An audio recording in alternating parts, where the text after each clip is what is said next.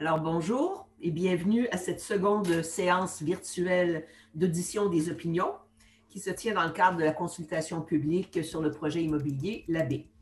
Je rappelle que nos travaux et activités se déroulent en français, mais les participants et les participantes qui voudraient s'exprimer en anglais peuvent le faire. The meeting will be conducted in French, but if you wish to address the commission in English, you are welcome to do so. Alors, je m'appelle Danielle Casara, je suis commissaire à l'Office de consultation publique de Montréal et je suis également la présidente de cette commission. La commission est également composée de mes collègues, Mme Suzanne Méthode et de M. Jean Cahouette. Nous sommes appuyés dans nos travaux par M. Reynaldo de Freitas, qui agit à titre d'analyste de la commission. Je vous remercie au nom des collègues et de l'Office de consultation publique de Montréal de l'intérêt que vous portez à nos travaux depuis le début de cette consultation, et ce, malgré les défis posés par la pandémie en cours.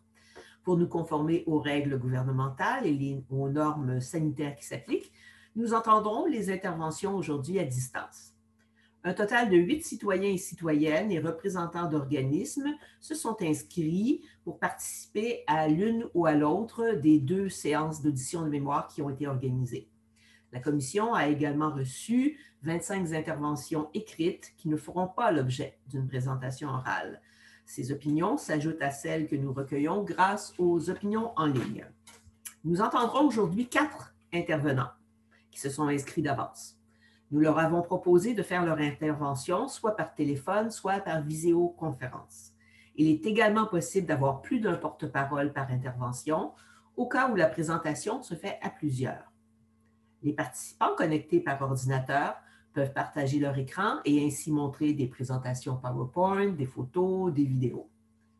Les intervenants disposent chacun d'une période de 10 minutes pour exposer leur opinion. À la suite de cette intervention, les commissaires disposeront eux aussi de 10 minutes pour échanger avec le présentateur. Enfin, comme vous le savez déjà, la commission tient à ce que le climat des échanges demeure serein. Je vous rappelle donc que les propos malveillants ou les interventions qui portent atteinte aux droits fondamentaux ou à la réputation des personnes, c'est irrecevable. Merci d'avance aux intervenants que nous entendrons ce soir c'est l'après-midi en fait, pour leur collaboration. Une fois la séance d'audition d'opinion terminée, les archives vidéo ou audio des échanges avec les commissaires, ainsi que les transcriptions écrites, seront mises en ligne sur notre site web dans les plus brefs délais. Comme il est de coutume en matière de consultation publique, si pour une raison ou pour une autre, des inexactitudes se glissaient dans les propos tenus aujourd'hui, les représentants de l'arrondissement et des promoteurs pourraient user de leur droit de rectification. Ils pourront le faire aujourd'hui à la fin de la séance. Sinon, ils auront 48 heures à la suite des envois des fichiers vidéo ou audio des présentations pour nous fournir les rectifications par écrit. Il s'agira bien entendu de rectifier seulement un fait et non pas d'émettre un avis ou un commentaire. Une fois les consultations terminées, les commissaires entreprendront l'analyse de l'ensemble des informations et des opinions reçues. Nous prévoyons terminer la rédaction de notre mémoire dans les mois à venir. C'est la présidente de l'Office, Mme Dominique Olivier, qui remettra le rapport aux élus municipaux. Il sera rendu public dans les 15 jours suivant le dépôt du rapport. Les décisions à prendre par la suite appartiennent naturellement aux élus de la Ville de Montréal. Alors, merci de votre attention et j'invite maintenant notre première participante à prendre la parole. Il s'agit de Mme Taïka Baillargeon, qui représente l'organisme Héritage Montréal. Mme Baillargeon? Oui, bonjour. Bonjour, Mme Baillargeon. Alors, nous avons pris connaissance, les commissaires, de votre mémoire. Alors, on va pouvoir rentrer directement dans le vif du sujet, de façon aussi à se garder un maximum de temps d'échange avec vous. Nul doute que moi et les collègues et moi, on a des questions. Alors, je vous rappelle les règles. Vous disposez d'une période de 10 minutes pour exprimer votre opinion. Ensuite de ça, on a 10 minutes. Est-ce que j'ai cru comprendre que vous n'aviez pas de présentation PowerPoint avec nous? C'est bien beau. Alors, allons-y. Merci beaucoup. Je vois dans l'écran qu'il y a du reflet dans mes lunettes. J'en suis désolée. Bon, allez, je commence tout de suite en vous remerciant, Madame la Présidente, Madame et Monsieur les commissaires, de m'accueillir et de m'entendre aujourd'hui. Donc, je m'appelle Tinka Bergeon, vous l'avez dit. Je suis directrice adjointe aux politiques chez Héritage Montréal, qui, vous le savez certainement, est un organisme indépendant qui œuvre maintenant depuis plus de 45 ans à protéger et à promouvoir le patrimoine architectural, historique, naturel et culturel de la grande région métropolitaine de Montréal. Donc, nous avons déjà soumis à la commission un mémoire dans lequel nous présentons notre position de manière détaillée. La présentation qui suit me servira à vous en présenter un résumé. Dans un premier temps, j'aimerais asseoir la table en disant quelques mots sur l'importance du Labbé et de son secteur d'intégration. Donc, l'édifice Labbé est d'un grand intérêt architectural, social et patrimonial. D'abord connu sous la bannière du magasin Morgan's en 1891, il est agrandi à 2 reprises avant de passer sous la bannière de la compagnie de la baie du Thon, qui engage un 3e agrandissement en 1964. Sa constitution met ainsi en lumière le développement du grand magasin, mais aussi la mémoire de 2 grandes aventures commerciales pionnières en Amérique du Nord. Sur le plan des innovations commerciales et techniques, rappelons qu'il s'agit de l'un des premiers grands magasins à rayons à Montréal et parmi les premiers à exposer de nouveaux produits en vitrine pour promouvoir la vente. C'est aussi le premier magasin construit en face du Square Phillips qui a été aménagé en 1842 et 1844.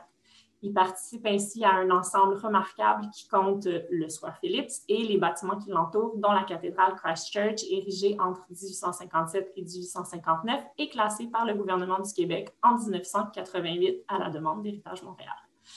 De manière plus globale, je vous rappelle également toute l'importance du grand magasin, qui, à l'époque de son invention, est une véritable cathédrale du commerce moderne, comme le disait Zola.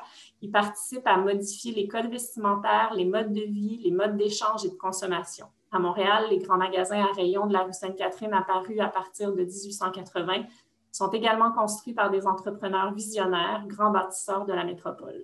Pour toutes ces raisons et bien d'autres, la préservation et la mise en valeur de ce haut lieu et des grands magasins du centre-ville de manière plus générale nous apparaissent nécessaires et même prioritaires dans un contexte de relance économique. Maintenant, quelques mots sur le projet et plus précisément sur la stratégie de restauration. Donc, cette stratégie vise, et je cite, la remise à l'état d'origine des composantes architecturales de la parcelle A et la restauration de la façade des parcelles B1 et B2. Héritage Montréal se réjouit de ces travaux de restauration projetés. On apprécie les efforts menés pour redonner aux parcelles les plus anciennes de l'édifice leur lustre d'antan. C'est un parti qui s'explique et qui nous apparaît recevable, mais je me dois de vous dire qu'il est loin de faire l'unanimité dans le milieu de la conservation du patrimoine. C'est que, voyez-vous, en prenant le parti de retrouver cette façade d'origine, on élimine ici des traces significatives de l'évolution du grand magasin au fil du temps. Aussi, si l'on prend ce parti, on est d'avis que l'exercice doit être fait de manière consistante, ce qui est quand même, somme toute, bien fait, mais c'est aussi pour cette raison-là qu'on suggère notamment que soit envisagée la remise en place du puits de lumière de la Colonial House. Le projet propose également la démolition de l'agrandissement brutaliste de 1964. Encore une fois, cette proposition-là est en continuité avec la stratégie de restauration qui est envisagée, soit le retour au bâtiment d'origine, mais certains citoyens la considèrent problématique et l'ont inscrite à juste titre sur notre plateforme d'alerte citoyenne Memento. Le brutalisme reste méconnu et trop souvent mal aimé du grand public. Il mériterait toutefois une meilleure reconnaissance. Et dans le cas de cet agrandissement du Labbé, il s'agit d'un des derniers exemples d'architecture brutaliste encore intacte à Montréal. Il est aussi un symbole de la volonté de la Grande Bannière à moderniser son magasin. Dans un contexte où le projet ne comporte aucun réel engagement clair quant à ce qui adviendra de l'intérieur du bâtiment, Héritage Montréal est d'avis qu'il est primordial que les intérieurs soient considérés avec la même attention que la restauration des façades d'origine. Les aménagements et décors intérieurs des grands magasins sont d'un grand intérêt à la fois patrimonial, artistique et social, et ils méritent d'être reconnus et traités avec diligence. Le Labbé a certes subi de nombreuses transformations au fil du temps, mais on comprend que certains éléments de décoration subsistent. Ces éléments devraient être préservés et mis en valeur. Nous sommes notamment d'avis que des efforts considérables devraient être faits pour dégager l'Art Gallery qui se situe au 5e étage de la parcelle B1 et qu'on évite de créer un espace mémorial qui mémorial qui ne s'ancrerait pas dans la splendide espace qui lui fut jadis attribué. La dernière partie de ma présentation va porter plutôt sur le projet d'agrandissement et sur son intégration urbaine et architecturale. Héritage Montréal se préoccupe vivement de la volumétrie de la nouvelle extension proposée, notamment au-dessus des ailes anciennes du grand magasin, principalement à des fins de bureaux. L'unicité du magasin Labbé et le caractère exceptionnel de son environnement exigent qu'une attention particulière soit portée à la demande de dérogation pour autoriser l'ajout d'une tour sur cet îlot. Une telle extension doit en effet être en harmonie avec le bâtiment d'origine et son environnement, participant à sa mise en valeur, ainsi qu'à celle de l'ensemble exceptionnel constitué par le Square Phillips et la cathédrale Christ Church. Héritage Montréal craint que cette tour d'envergure, malgré les efforts d'architecture, ne vienne étouffer le jour comme la nuit ce paysage urbain plutôt que de le magnifier. À cet égard, nous suggérons par ailleurs que le Square Phillips soit désigné site patrimonial en vertu de la loi sur le patrimoine culturel. Cette nouvelle tour ne respecte pas un principe qui a déjà été appliqué sur d'autres lots de construction de tours plus fines pour respecter les vues de la montagne et du fleuve. Le projet proposé se situe dans une section du centre-ville en voie de grande transformation. Les nouvelles tours sont de plus en plus ambitieuses et le cumul de nouvelles constructions risque de constituer un mur de plus en plus infranchissable visuellement. On propose donc de réduire et d'amincir le gabarit de cette partie du projet de Labbé, ce qui permettrait par ailleurs d'assurer une meilleure mise en valeur du bâtiment d'origine, notamment à partir des perspectives nord de l'édifice. Nous recommandons aussi à la Ville d'introduire dans ses règles un critère qui prenne davantage en considération l'effet cumulatif des constructions par rapport au milieu environnant, de façon à rechercher un volume davantage modulé. Quand on considère les terrains vacants qui sont actuellement sur la rue Elmer et leur potentiel de développement, on ne peut que s'inquiéter de l'effet de canyon que provoquerait une telle tour sur ce site. Dans un même esprit, la modification du plan d'urbanisme proposé agrandirait le secteur de densité de 12 et le secteur de hauteur de 120 mètres au sud de la rue Maillard, soit plus au sud que les limites de ce secteur sur le lot voisin. Ce prolongement nous paraît inopportun et même inquiétant, car plus qu'une égalisation des limites du secteur, il constituerait un empiètement sur le secteur de la rue Sainte-Catherine, ne favorisant pas la protection des environs du Square Phillips et constituant un précédent qui pourrait engager d'autres empiètements. Pour cette raison, nous croyons que la limite de ce secteur sur le lot visé ne devrait pas dépasser la rue Maillard vers le sud. Finalement, en guise de conclusion, Héritage Montréal salue la mise en place d'un comité aviseur composé de 5 membres issus de la communauté civile montréalaise. Le projet mérite en effet d'être suivi de près et accompagné d'expertises multidisciplinaires, notamment en patrimoine. Héritage Montréal est également d'avis que la proposition d'un usage de bureau pour la nouvelle tour mériterait d'être repensée. Avec l'explosion du télétravail et du commerce en ligne, la pandémie entraîne aujourd'hui de nouveaux changements qui perdureront certainement dans les prochaines décennies. Et dans ce contexte, il nous semble impératif de prendre un certain recul pour s'assurer de proposer une occupation optimale qui réponde aux besoins actuels et futurs de la population. Pour cette raison, on suggère que ce comité inclue ou à tout le moins invite une personne experte dans les questions spécifiquement liées au développement et à la décentralisation du travail. Merci. La parole est à vous.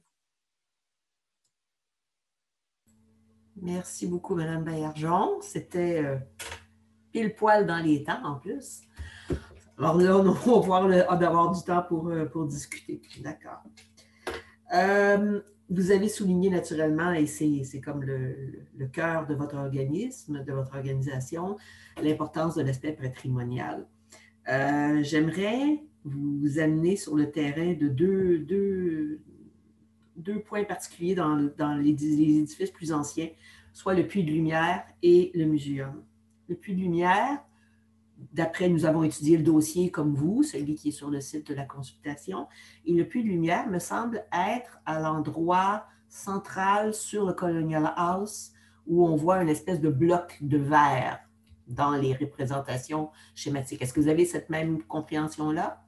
Oui, c'est ce qu'on comprend là, effectivement. OK. Et donc, le Puits de Lumière pourrait être intégré au projet? Ben, effectivement, c'est ce qu'on se dit. Avec l'étude j'ai lu très attentivement l'étude patrimoniale, puis évidemment, là, j'ai pas tous les détails techniques de la capacité. C'est pour ça qu'on souhaite surtout que ça soit considéré sérieusement, parce que, évidemment, là, pour toutes les questions d'intérieur, on comprend qu'il y a beaucoup de travail à faire pour voir la capacité technique d'un certain nombre de choses.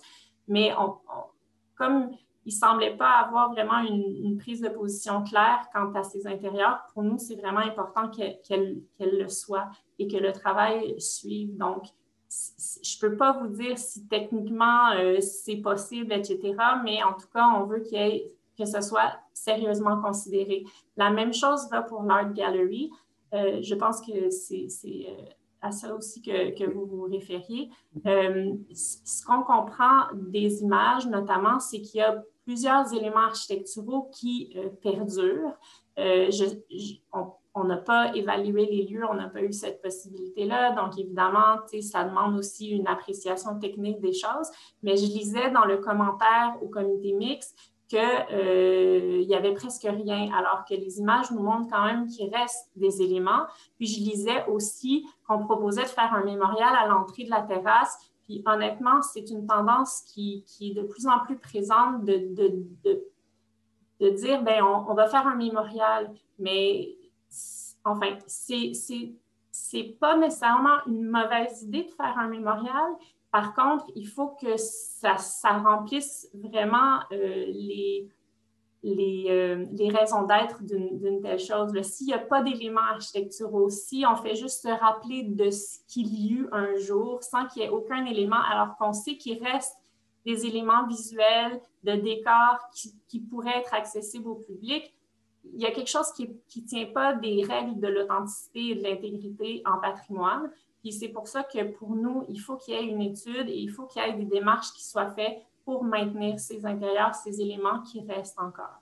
OK, d'accord. Parce que quand on étudie le plan du cinquième étage, autrement dit, où était situé le Art Gallery, où il demeure encore un dôme sur le toit, c'est dans la partie où il y a un ajout d'une nouvelle structure.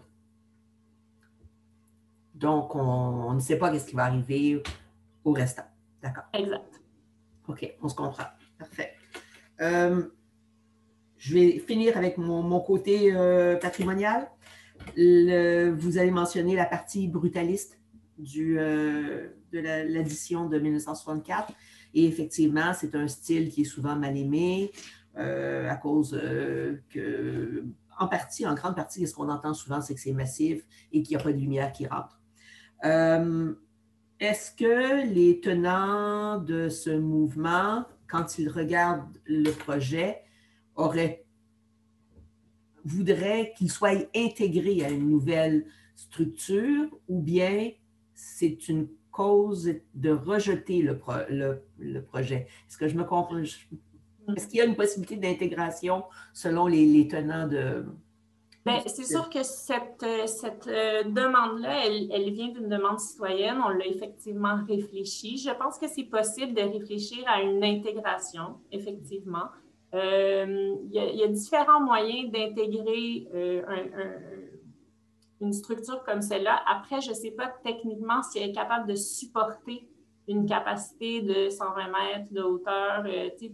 Ça, il y a quand même des chances que non, que la réponse soit non. Donc, techniquement, je ne sais pas si c'est possible, mais dans l'idée, effectivement, ça le serait. Mais je comprends que le but, c'est quand même de maximiser la capacité en offrant une nouvelle hauteur à cet ensemble-là. Ça, je ne suis pas sûre que le bâtiment serait en mesure de le porter, là. Les mêmes questions vont se poser de toute façon dans les ajouts au-dessus des autres parties.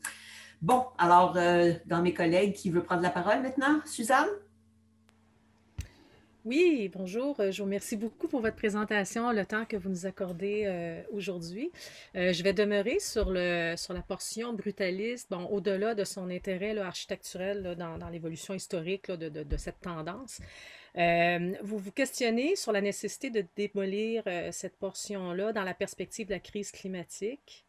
Est-ce qu'on doit comprendre que vous recommanderiez une étude comparative là, qui vise à évaluer le bilan, dans le fond, GES, soit de son recyclage ou de sa démolition? Donc, une forme de test climat là, qui serait aligné, dans le fond, avec la politique de Montréal. J'aimerais vous entendre sur ça. Mais merci de me permettre d'en parler parce que, bon, on comprend que c'est complexe comme réalité, mais il y a plusieurs des arguments, notamment dans cette partie-là, puis la partie sur l'intégration architecturale qui sont vraiment adressés à la ville, en fait. Parce que il y a une posture à prendre ici quant au développement durable. Si on dit qu'on veut avoir une vision de développement durable dans notre façon de construire, ben, on ne peut pas toujours démolir quand on a des bâtiments qui sont en bon état. La démolition, ça crée de la pollution. La construction de nouveaux bâtiments, ça a une empreinte carbone importante. On sait que le bâtiment le plus vert, c'est celui qui est déjà construit. Puis là, à un moment donné, quand on démolit continuellement des bâtiments qui ont encore une durée de vie, qui sont encore en bon état, puis qui pourraient être recyclés, intégrés à des nouveaux projets, ben, c'est là que c'est choquant, en fait. Donc, cette adresse-là, elle est plus générale que très particulière à cet édifice-là. Donc, ça, je tiens à le préciser, là, c'est vraiment une posture qu'on a de façon très générale. Je pense que de façon aussi générale, on devrait exiger qu'on fasse l'analyse du cycle de vie des bâtiments et qu'on ne permette pas la démolition de bâtiments pour démolir, pour construire plus en densité. On comprend que on a le développement durable et aussi en parallèle avec une vision de densification de la ville. Mais la densification, ça n'égale pas la hauteur nécessairement. Il y a moyen de densifier de façon à l'échelle humaine. Il y a différentes études qui sont faites là-dessus. Il y a plusieurs villes qui sont plus visionnaires que nous à cet égard. Puis il me semble qu'il y a quelque chose à faire à ce niveau-là. Mais c'est vrai que c'est une adresse qui n'est pas dirigée spécifiquement à l'égard de ce projet qui, je le répète, là, fait vraiment un effort de restauration très intéressant qu'on apprécie beaucoup. Donc ça, je tiens vraiment à le dire. Voilà. Merci. J'ai d'autres questions, mais on peut s'alterner peut-être avec Jean. Je suis sûre qu'il en a lui aussi. Oui, moi, en fait, j'aurais 2 points. Le premier, c'est que le bâtiment Labbé est sur un seul lot, un seul numéro de cadastre, tandis que les terrains du côté est sont sur au moins 3 lots de cadastre. En fait, vous avez une crainte qu'il y ait un effet de débordement, un effet de domino du côté est de la rue Elmer, mais il se pourrait que finalement que la ville ne fasse que permettre la même dérogation hauteur et densité entre de Maisonneuve et Meilleur sans pour autant descendre jusqu'à Sainte-Catherine. Mais ça crée quand même un précédent, là, on s'entend.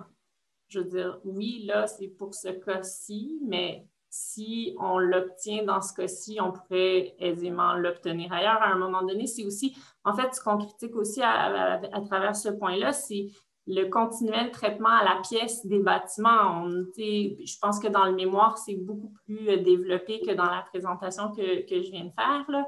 Mais bon, on est dû pour un nouveau plan d'urbanisme. Je pense qu'il y a de ça aussi, mais c'est vrai que moi-même, je suis passée par l'OCPM ces derniers temps, souvent sur des cas où pas souvent, mais c'est arrivé quelques fois déjà, puis ces temps-ci, on en entend aussi beaucoup parler, c'est qu'on traite à la pièce parce que le plan d'urbanisme est vieux, puis c'est correct, mais il faut avoir une vision, puis à un moment donné, on se rend compte que ça impacte beaucoup le patrimoine, puis là, ça impacte beaucoup les vues sur le fleuve, les vues sur la montagne, puis ça, c'est important parce qu'on parle souvent des vues vers la montagne. Moi, je suis allée à la montagne samedi dernier, on ne voit plus presque les Montérégiennes, puis c'est important d'entrer la montagne dans son environnement géographique ou géomorphologique. Puis on n'est pas les seuls à le penser, là. Il y a beaucoup de choses qui se réfléchissent sur entrer le Mont-Royal dans son réseau de Montérégiennes. C'est que les vues de la montagne sont tout aussi importantes que les vues à partir de la montagne sont tout aussi importantes que les vues de la montagne. Donc, c'est dans dans cette visée-là. Ça m'amène à ma deuxième question. Vous parliez justement d'avoir un bâtiment de gabarit moindre ou de choses. Je ne sais pas si vous pouvez développer là-dessus, si vous avez des exemples en tête ou si vous aviez quelque chose de plus précis à nous dire. Bien, en fait, on essayait de réfléchir. On n'aime pas trop apporter des critiques sans apporter de solutions, même si on n'est pas nécessairement les professionnels qui vont planifier le projet futur. Puis dans ce cas-ci, on se demandait qu'est-ce qu'on pouvait bien proposer pour, sans nécessairement dire, ben non, on n'en veut pas de tour du tout, parce qu'on a bien conscience que c'est aussi cette tour-là qui permet la restauration, puis on comprend enfin tous les défis que ça pose. Donc, on réfléchissait un peu à ça, puis de mes collègues qui se sont rappelés des moments où, à l'arrondissement Ville-Marie, on nous disait, ben, les tours, on ne peut pas vraiment les éliminer, mais peut-être qu'on peut avoir des standards qui nous permettent de justement avoir des lignes plus fines, plus minces, puis d'assurer que, ben, justement, une espèce de principe qui assurerait qu'il n'y ait pas une enfilade de gratte-ciel qui nous empêche justement de voir de tous les points de vue le fleuve et les Montérégiennes éventuellement. Donc, c'est cette idée-là d'une certaine modulation. Après, c'est vrai que ça reste à réfléchir et à peaufiner, là, parce que ce n'est pas un principe en fait, ce n'est pas une règle qui existe ou c'est une règle peut-être à faire. Mais en tout cas, on se disait qu'il y avait là de quoi intéressant parce que justement, on a cette conscience-là qu'on ne peut pas dire non plus, ben, il y aura plus de tours au centre-ville. Puis c'est difficile aussi de dire, ben, on aimerait baisser les limites de hauteur dans un contexte où elles sont déjà établies depuis longtemps, etc. Donc, on travaille parfois à les monter, ce qui nous inquiète beaucoup. Puis là, on se disait, mais peut-être que dans la modulation, il y a quelque chose d'intéressant qui serait différent et novateur, puis qui nous permettrait de protéger mieux des éléments qui sont vraiment spécifiques à Montréal et qui font son unicité, la montréalité, au détriment justement de tours qui, elles, ne le font pas. Là. Donc, voilà. Est-ce qu'on pourrait, je ne sais pas si vous avez en tête l'édifice Alfred à la place d'Armes, finalement, qui est construit un peu comme une tour new-yorkaise avec des retraits à chaque 4 ou 5 étages, finalement, qui était vraiment conçu, c'était vraiment dans le plan d'urbanisme, de manière à vous allez voir la hauteur, mais en faisant des retraits de manière à ne pas créer les corridors de vent et à permettre des... Voilà, mais l'idée d'avoir des reculs, c'est exactement dans ce sens-là qu'on l'entendait. Puis en plus, ça avait l'avantage aussi de mettre en valeur davantage là, les bâtiments d'origine du point de vue nord, parce que effectivement, là, le rattachement,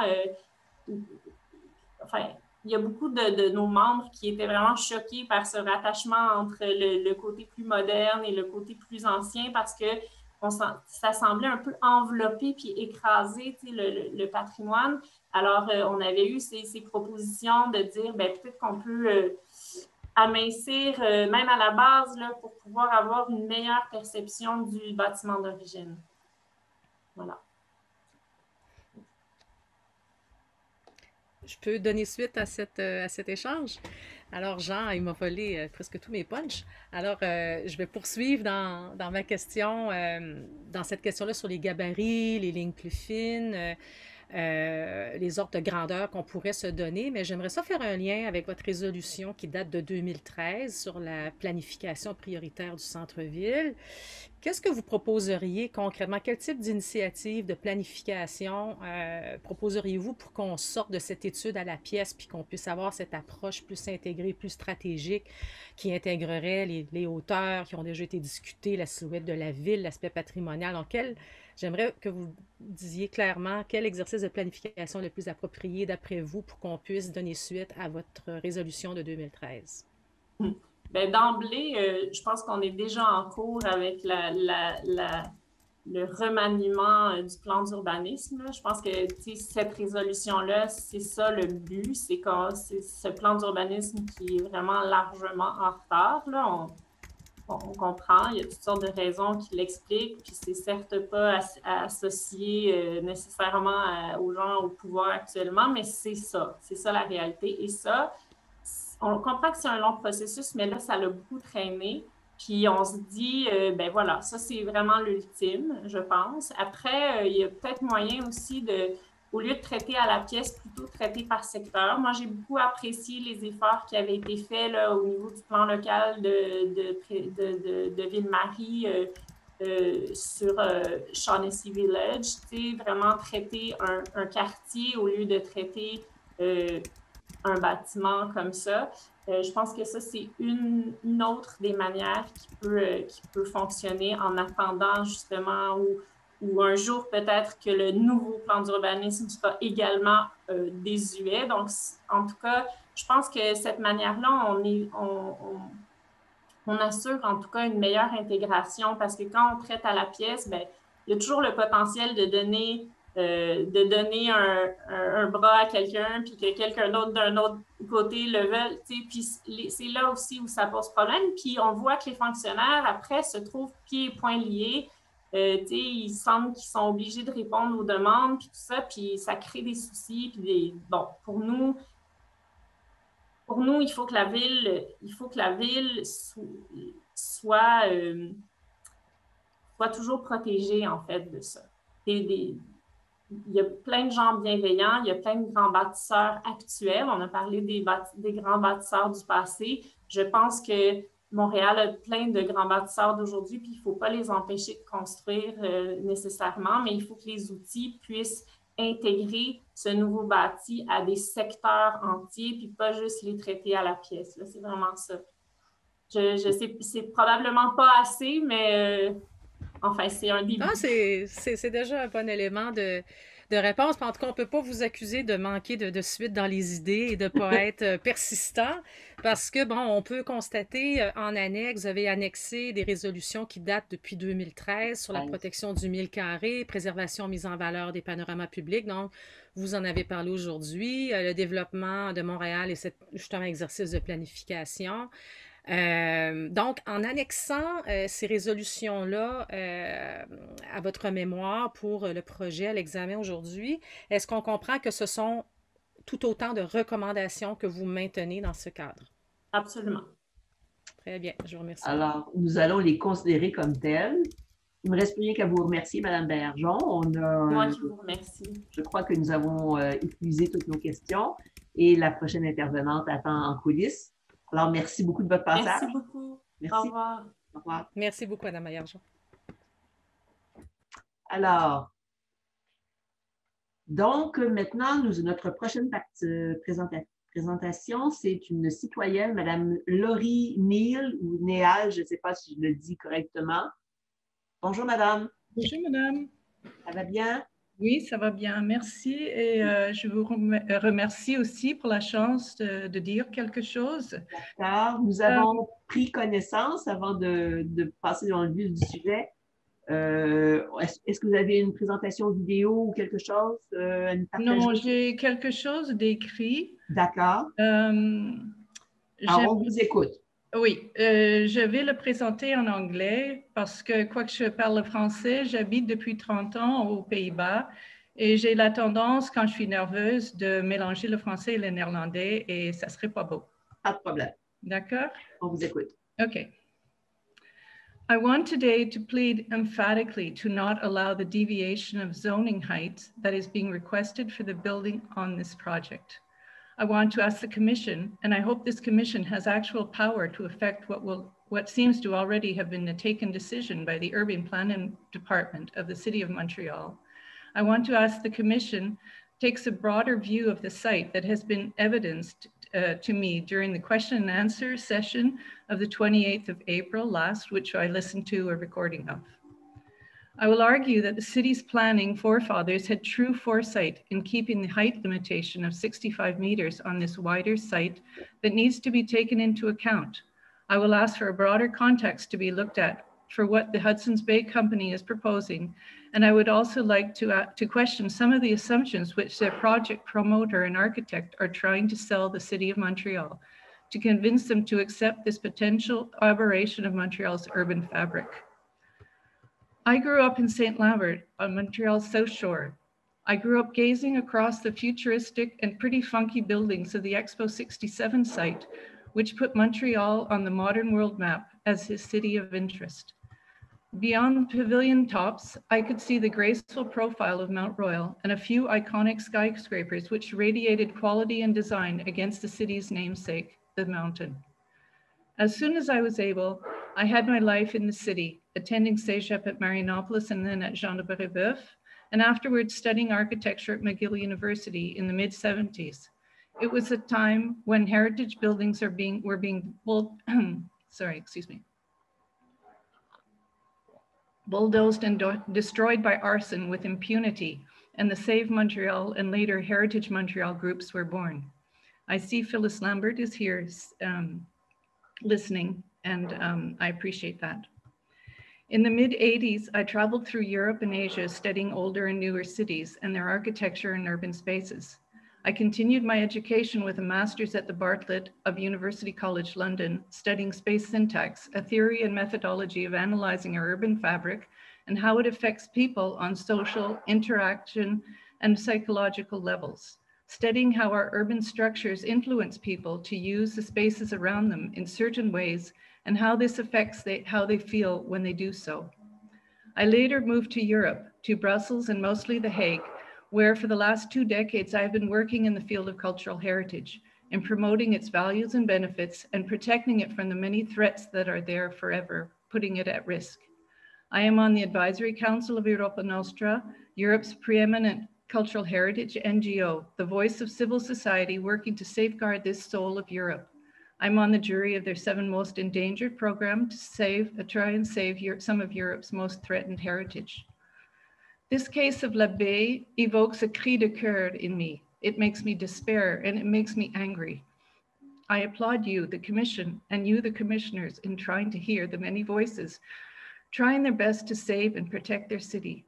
Montreal is a city that I am fiercely proud of and one that I lament as I see it filling up every hole of sky and sun by closing in every available airspace with boring office towers and ubiquitous condominiums. Let l'Abbaye remain an îlot in the city center, which exudes quality and grandeur. My intervention today is a cry to say that Montreal can do better. It must do better. When promoters are only trying to squeeze every possible dollar out of their property with a building which exudes pure commercialism, and then the city government is complacent in this and lacks conviction to protect the uniqueness of our city, I am glad that the citizenry of the city are allowed to chance to stand up to be heard, and I urge you to ensure that this can be of influence. In 2006, Montreal was chosen to be a UNESCO City of Design. According to the website, the UNESCO designation is neither a label nor a form of recognition. It is an invitation to develop Montreal around its creative forces in design. Montreal, UNESCO City of Design, is thus a collective project to become a reality over time, demands that all its stakeholders, elected officials, citizens, experts, entrepreneurs, and designers buy into it and make it their own. I would like to address first the matter of the broader context of the Bay site. During the question and answer session I mentioned before, both the promoters and the city defended the project by trying to convince the commission that the extension of the 65-meter height limit, the îlot of l'Abbaye, was an aberration of the general 120 zoning height for de Maisonneuve. That it would not make a great difference to the boulevard to just continue, to just fill in at that height between Aylmer and Union. I vehemently disagree. The îlot of l'Abbaye has a parallel one, that of Eaton on the other side of the Christ Church Cathedral. Both of these grand dames of Montreal retail have been standing guardian of the cathedral forever, and I pray that they will be allowed to continue to do so. In days when Mark Twain famously said in 1881 that this is the first time I was ever in a city where you couldn't throw a brick without breaking a church window, there was much respect and valuing of buildings and their urban setting. At the time, Christ Church Cathedral was only 22 years old. In 1987-88, when what is now known as the KPMG building was built by architect René Menkes, It reflected the history and reality of its site, with its ecclesiastical elements of the building, as well as its reaching to the sky in a sort of modern tapering spire, reflecting the one that the one which its building helped to save.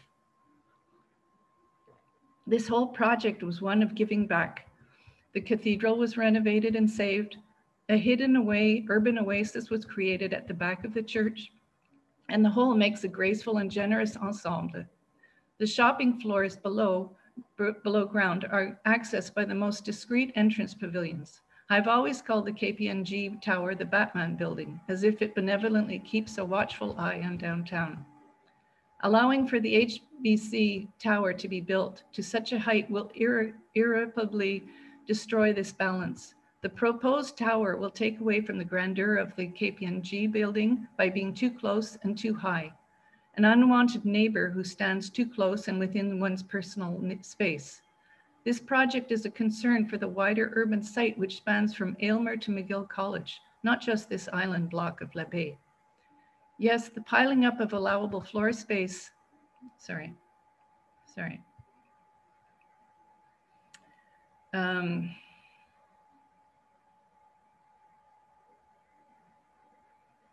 I lost my space here.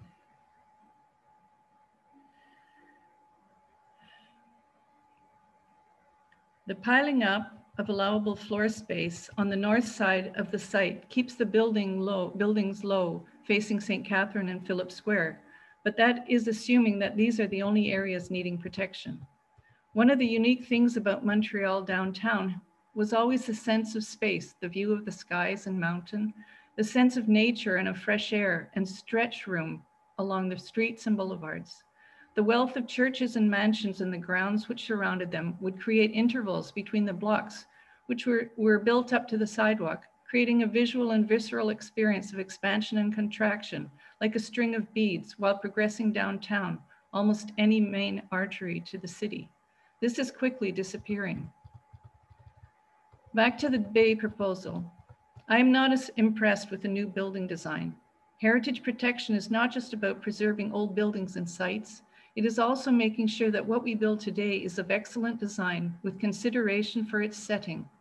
Quality architecture is the cultural heritage of tomorrow, and as such, it is as much a concern of our sector as protecting the grand buildings which once graced our city.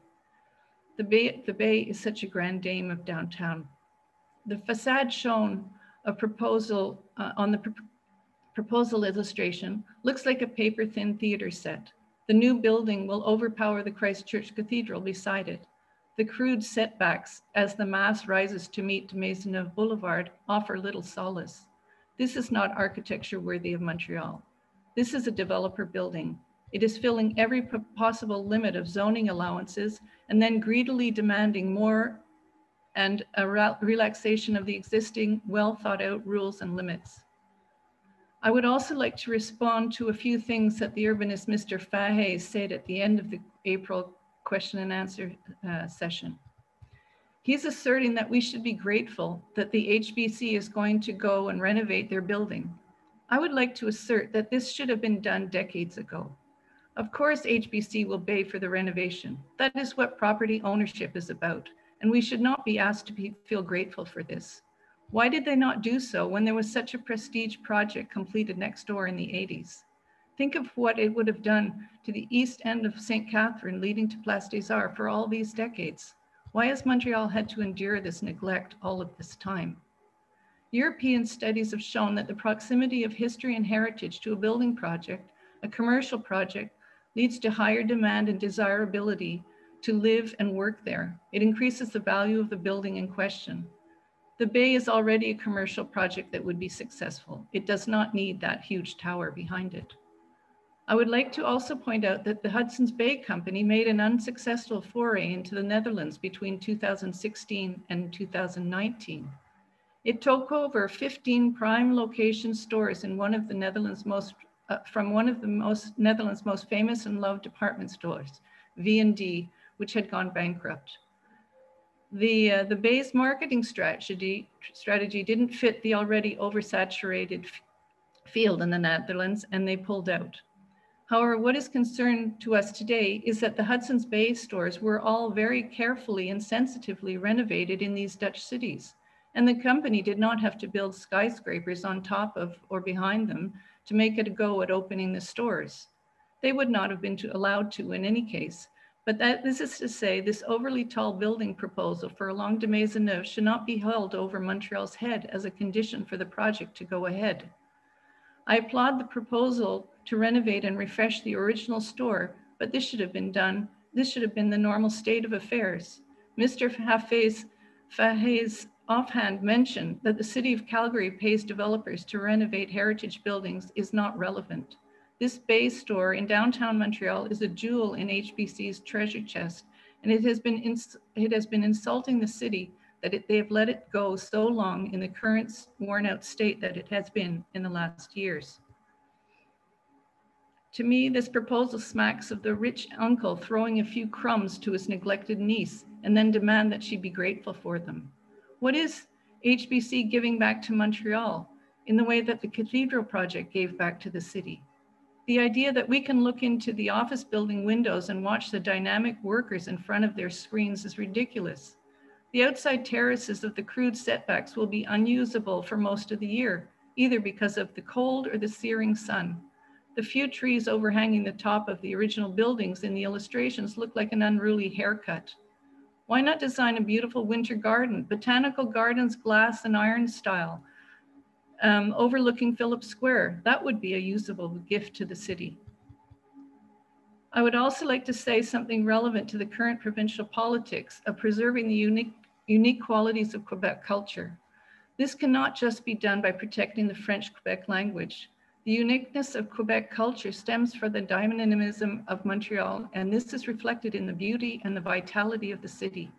For someone who loves this city, I find it is turning into a version of Toronto, where the almighty Darler reigns supreme, and it is just a gray and glass and boring. The streets are canyons between overtall buildings of corporate business. Is this the future we want for Montreal? A unique culture needs a unique city to survive. If you allow Montreal to become a second Toronto, then the culture of Montreal will also go that way.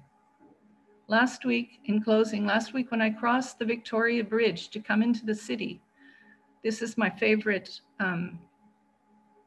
view of Montreal. The skyscrapers were so numerous that at least a third of the profile of Mount Royal is obliterated. You have to guess what the outline of the mountain is nowadays. The skyline of Montreal is one of the iconic calling cards of the city, and it is being thrown away by this mentality of filling up every possible zoning airspace without regard to the city. I think that's what I've got to say. Thank you very much, Mrs. Neal. Can I ask you if you can send OCPM the text that you have shared with us? Yes, I can do that. Be very helpful. I would have done it earlier, but I just finished it. And first, I would like to make a remark that we only have a power of recommendation, but naturally that we are very, we take to heart of sending the message that is transmitted to us by the citizen, but also by the other groups. I was impressed by the questions your members of your commission were asking at the question and answer session as well. And I think you're doing really good work. You certainly have heard all les milieux. Est-ce que je peux vous parler en français? Oui, ça va. Les représentants du milieu des affaires font valoir l'importance de doter Montréal de nouveaux milieux, de nouveaux espaces de travail qui vont correspondre au milieu post-pandémique. Oui. Et comme quoi, c'est un élément essentiel pour la poursuite du développement économique de Montréal.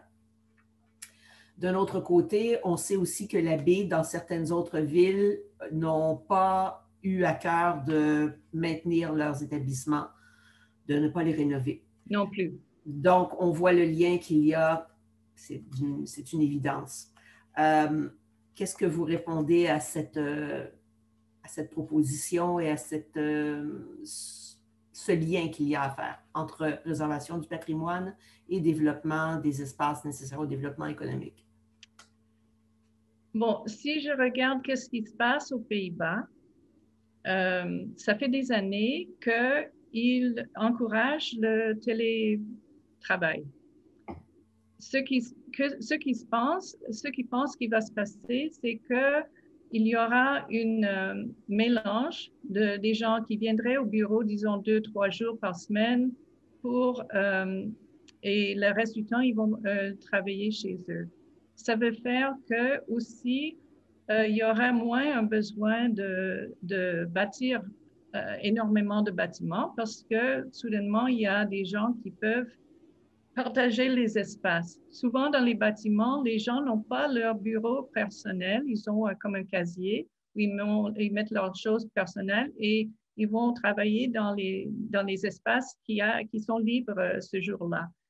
Mais ça fait que les gens veulent des espaces plus intéressants, plus de variété, plus de qualité et pas seulement encore des bâtiments qui ressemblent à celui qu'ils proposent là-bas, qui sont dime a dozen. Hein? Ils sont tous pareils, ces choses-là. Alors, aussi, ce qui me frappe, c'est que si on regarde des projets de bâtiments, aussi de commercial ou de magasins, disons, les Galeries Lafayette en France, il y en a un spectaculaire qui est ouvert à Metz. Il y a Selfridges in Birmingham. Il y a toutes sortes de bâtiments qui sont intéressants, qu'on peut mélanger avec des rénovations de patrimoine qui ajoutent à la ville.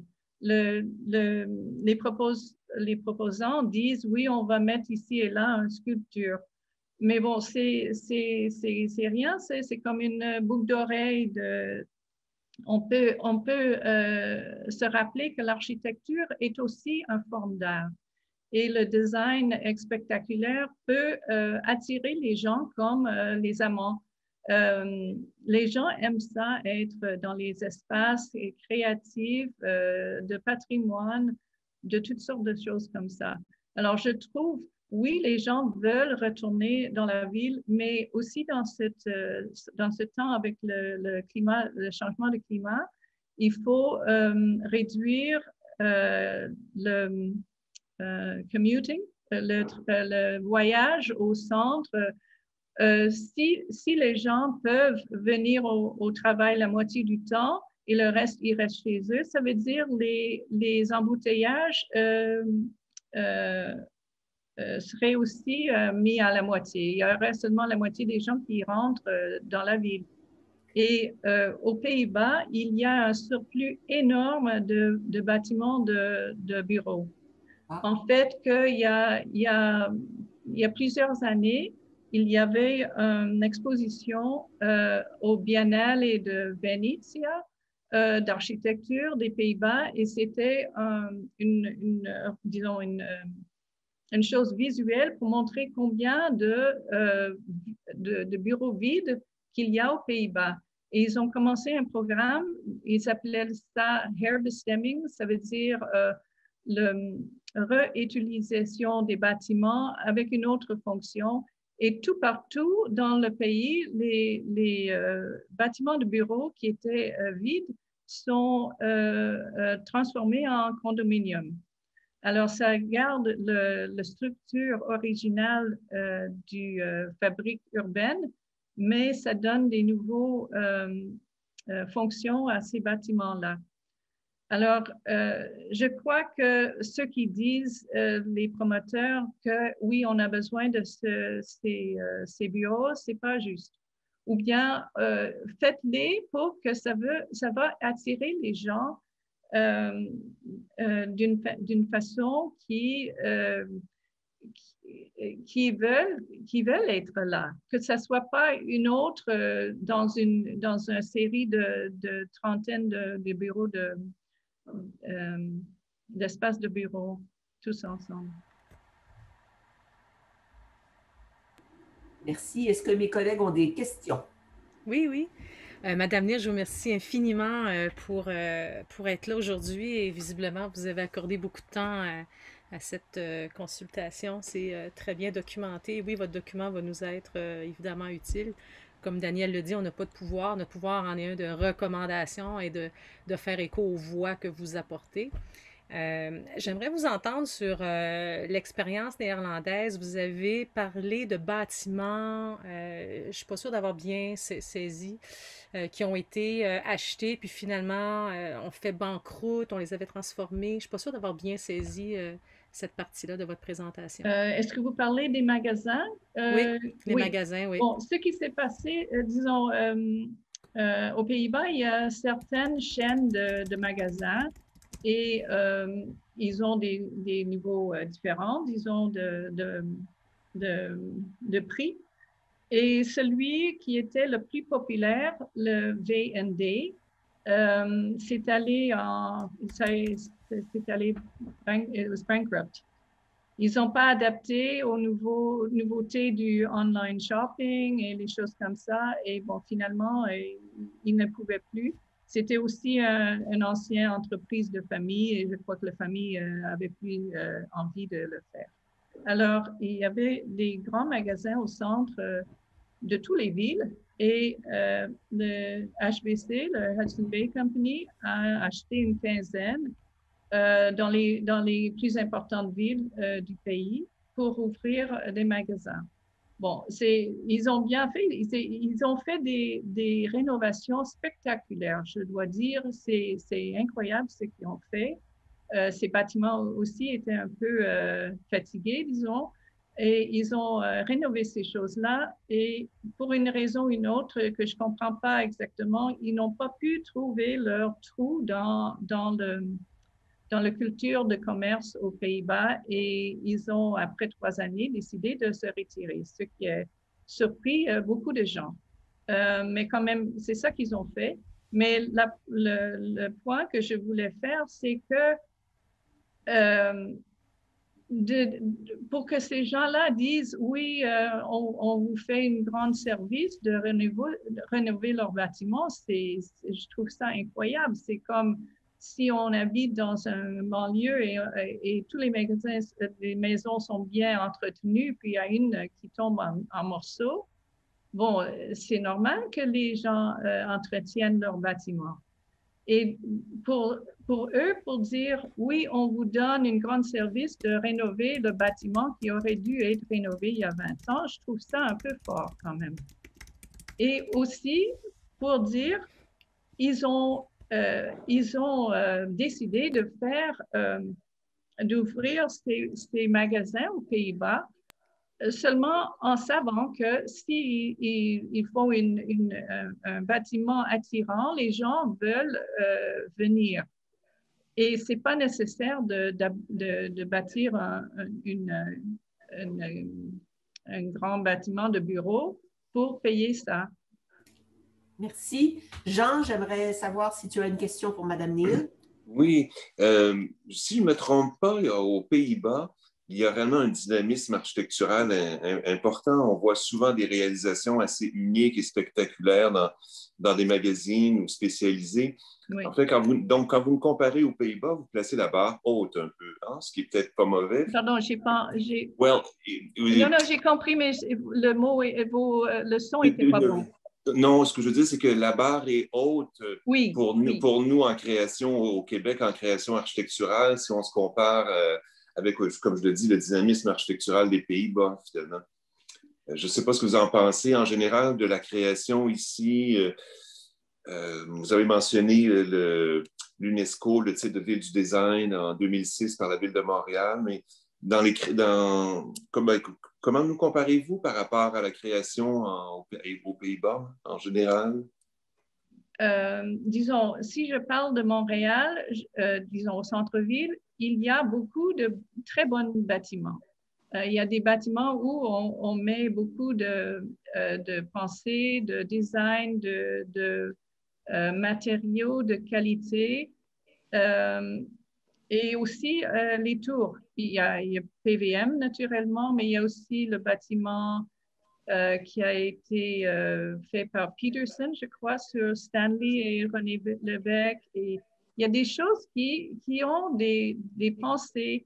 Il y a aussi plusieurs bâtiments avec un chapeau dessus qui est un peu unique ou une forme unique, on voit qu'il y a de la pensée dedans.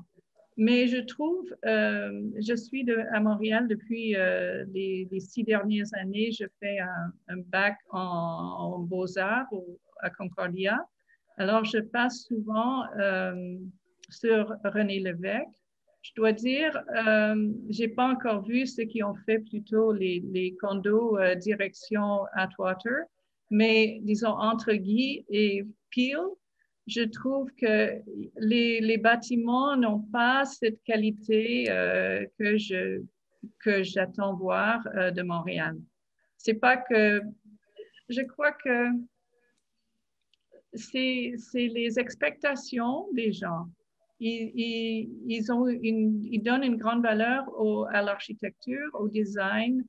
Il y a beaucoup plus de contrôle du gouvernement de ce qui est bâti aux Pays-Bas.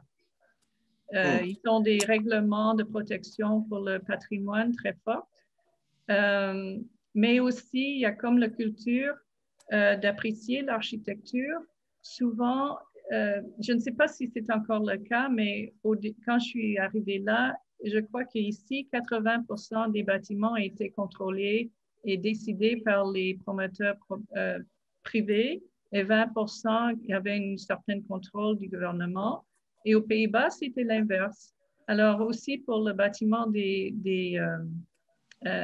maisons, même si éventuellement ça serait donné à des développeurs privés, il y avait plutôt le gouvernement choisissait qui était l'architecte et il partageait les projets d'architecture entre les petits bureaux. Alors les gens avaient de la chance de se développer comme architecte. Alors, c'est vraiment un pays où le design, pas seulement en bâtiment, mais dans l'espace urbain, les choses cyclables, c'est intégré dans la société, mais aussi le signage. Quelqu'un avait dit signage sur les choses en avril. Les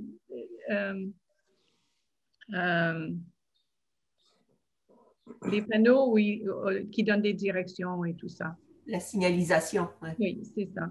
OK. Merci. Jean, est-ce que tu as une autre question? Non? C'est beau. Ben, Madame Neal, il ne nous reste plus rien qu'à vous remercier et puis à vous inviter à suivre les suites de la commission. Je suis certaine que vous allez le faire avec intérêt. Merci. Et j'envoie ça à Gilles Vézina, c'est ça? Absolument, absolument. Ça va que c'est en anglais? C'est pas tout à fait, oui. Okay. Pas de problème. Bonne fin de journée. Merci. Au revoir. Merci d'avoir la chance. Merci. Merci. Alors, notre prochaine participante, c'est une citoyenne, mais c'est une citoyenne qui n'a plus besoin de présentation, tellement elle est connue, Madame Phyllis Lambert, qui nous a envoyé un mémoire. Nous en avons pris connaissance avec beaucoup d'attention et nous sommes curieux et curieuses d'en savoir plus long sur votre position sur le projet La Baie, Madame Lambert. Bonjour. Bonjour, mesdames, bonjour, monsieur. Bienvenue. Alors, comme je disais, on a lu votre mémoire. Oui, voilà, j'ai changé pas mal de choses, mais pas d'essence, j'ai ajouté. Okay. Alors, dans considération de l'optique du futur de Montréal, je vais parler de l'importance du site de la baie et les bâtiments autour dans les développements de notre ville.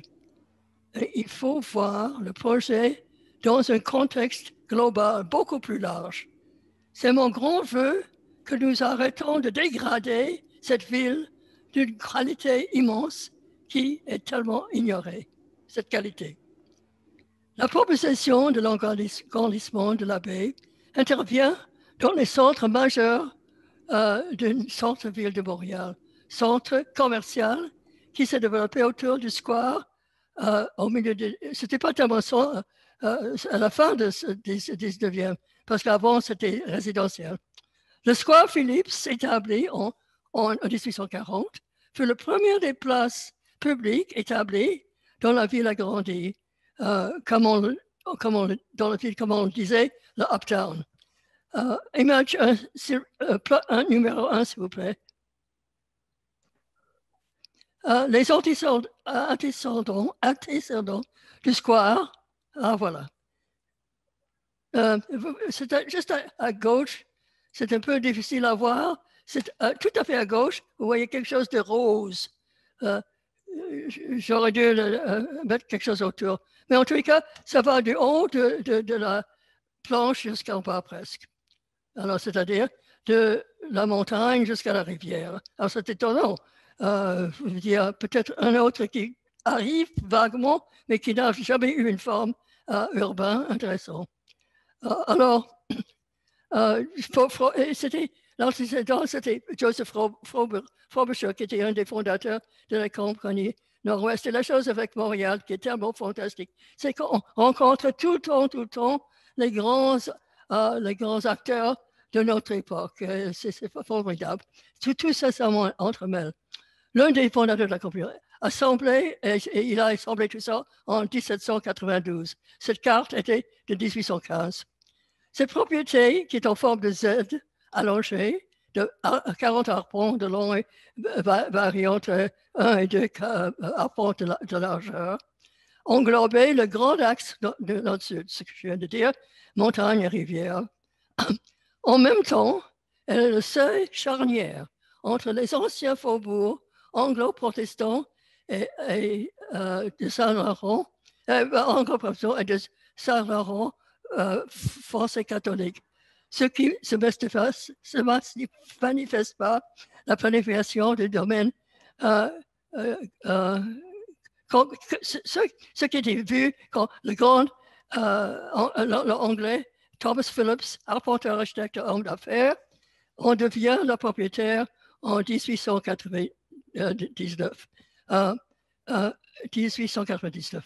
Non, 1819, pardon. Image 2, s'il vous plaît. Alors, il a planifié le terrain d'après l'engouement londien pour les squares et la création de Beaver Hall Hill, qui mène à la construction de la basilique Saint-Patrick au sud de René-Lévesque, et le petit place du Saint-André avec le Engineers Club, l'ancienne maison d'art, et à la tête de la colline, qui est à la tête de la colline Beaver Hall. Et dans le prolongement vers la montagne, le secteur s'agrandit à gauche avec la création de Square Phillips, poussant à l'ouest et continuant jusqu'à la rue Sherbrooke. Alors, c'est assez étonnant, non? Cette énorme tranche ignorée complètement.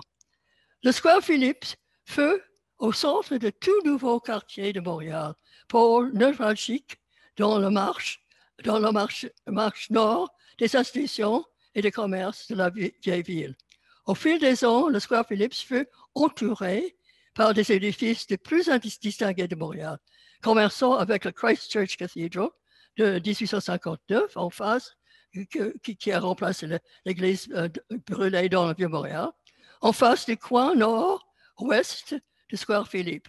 Le Christ Church, dessiné par Frank Willis, architecte fort engagé dans le mouvement contemporain ecclésiologie, établi à l'Université d'Oxford en Angleterre, militait pour l'esprit de renouveau dans la religion et dans l'architecture religieuse, simplement. En face de la plage nord du Square Phillips, l'Écossais Henry Morgan, qui, après d'avoir établi son magasin entrepôt dans le ouest de Vieux-Montréal en 1845, a fait construire son magasin Colonial House, la baie, entre 1889 et 89 et